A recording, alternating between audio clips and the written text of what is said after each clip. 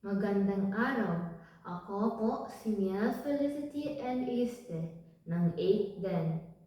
Sa araw na ito ay nais kong ibahagi sa inyo ang isa sa mga suliranin ng ating lipunan. Ito ay ang diskriminasyon. Ang diskriminasyon laban sa tao batay sa kanilang lahi, relihiyon o batay sa kasarian. Ito ay nangangahulugan ng pagtrato sa iba ng hindi patas na humahantong sa pang-aabuso ng karapatang pangtao. At ito ay labag sa ating batas. Sa video na ito, malalaman natin ang kasalukuyang kalagayan ng ating lipunan ukol sa suliraning rasismo at mga impormasyon nito, maging ang epekto nito sa bawat tao at mga paraan kung paano mapoprotektahan ng lipunan ang mga karapatan ng bawat isa laban sa rasismo.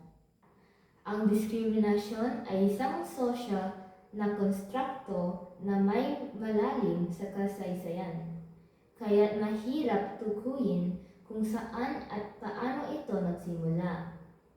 Isang halimbawa nito ay ang Philippine People Power Revolution noong 1986, kung saan nagkaroon ng diskriminasyon sa pagitan ng mga nagsusuporta kay Marcos at kontra kay Marcos.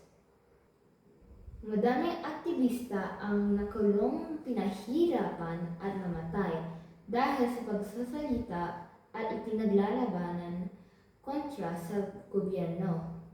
At ang mga kayamanan ay nakatuon sa ilang tapat at makapangyarihang tao lamang.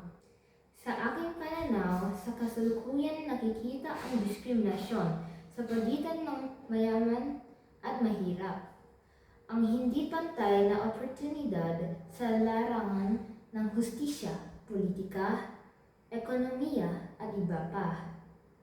Pangalawa, diskriminasyon sa mga kababaihan at LGBTQ. Sa kanilang pag-iisip, kakayahan, emosyon, at pakikisalamuha sa lipunan. Ang pagkakaroon ng limitadong oportunidad, limitadong makapagtrabaho ng maayos dahil lamang sa bansang pinagmulan at pagkakaroon ng hindi pantay-pantay na pagtrato mula sa lipunan, maaaring nagdulot ng hindi patas na kondisyon sa buhay at limitasyon sa kanilang pangarap at ambisyon. Kaya mahalaga ang pagtanggap at paggalang sa kanilang karapatan at dignidad bilang mga individual upang makamit ang isang lipunang malaya, pantay at maunlad para sa lahat. Ang beatitude na mapalad ang mga inuusig alang-alang sa katuwiran ay nagbibigay diin sa katapangan na itaguyod ang mga paniniwala sa kabila ng kahirapan. Pinararangalan nito ang mga individual na nakaranas ng kahirapan at kawalan ng katarungan habang nanatiling nakatuon sa kanilang mga paniniwala. Ang kanilang katatagan ay nagbibigay ng inspirasyon sa iba, na nagbibigay diin sa kahalagahan ng integridad at panatiling tapat sa sarili sa gitna ng mga hamon. Bawat tao ay may karapatan.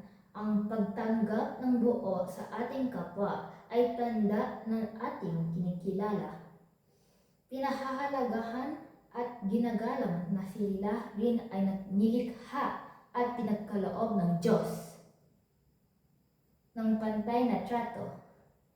Buong puso natin unawain at mahalin ang ating kapwa tulad ng pagmamahal ng Diyos sa atin.